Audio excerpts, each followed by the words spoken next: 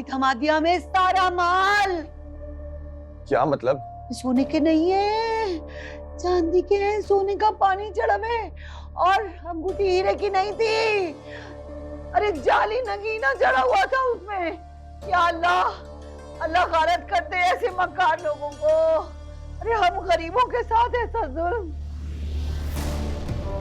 अरे बेटी वालों के साथ भला कोई ऐसे भी करता है। पानी देखूंगी ना, मुझे सकून नहीं मिलना, इसलिए पाकिस्तान को ना तुम भूल ही जाओ। निशा अपनी बकवास बंद करो। अरे ये हिम्मत! माय गॉड, हिम्मत कैसे हुई? तुमने मुझसे हाथ उठाया।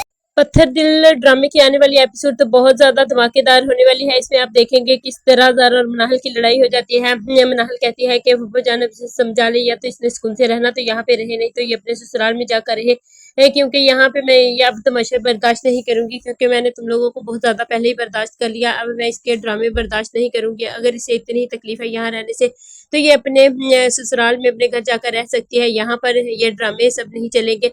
तो उसकी फूफा से समझाती है कि ज़ारा तुम भी कुछ ख्याल करो, तुम मनाहल को तंग ना करो। लेकिन ज़ारा कहती है अम्मी आप ये क्या कह रही हैं, अब मैं इस घर की। दूसरी तरफ ज़ारा के ससुराल वाले इस बात पर पछता रहे हैं कि निम्मो के सारे जेवरात तो नकली हैं। उन्होंने सारे जेवरात चेक करवाए हैं, लेकिन वो सबके सब जाली और पीतल के हैं। तो निम्मो की माँ कहती है कि कितना बड़ा फ्रॉड और कितना बड़ा धोखा किया है हमारे साथ। हनान पे इस बात से बहुत ज्यादा परेशान होता है, कहता है कि किस तरह से इन लोगों ने हमें चीट किया है। इन सबको इन्हें ये सब कुछ नहीं करना चाहिए था। बेटी के ससुराल का मामला है, लेकिन इन्हें खुद तो अपना पता है नहीं कि किस तरह से इन्होंने ज़ारा को भी इसी तरह धोखा दिया जिस तरह अब इनकी बेटी को धोखा मिला है। तो ये किस तरह चीख चिल्ला रहे हैं। अब सारे जेवरात नकली निकल आए हैं और ज़ारा भी अपने जेवरात इनकी अलमारी से लेकर चली गई है। अब ये हाथ मलते रह गए, इनके हाथ में कुछ भी नहीं आया।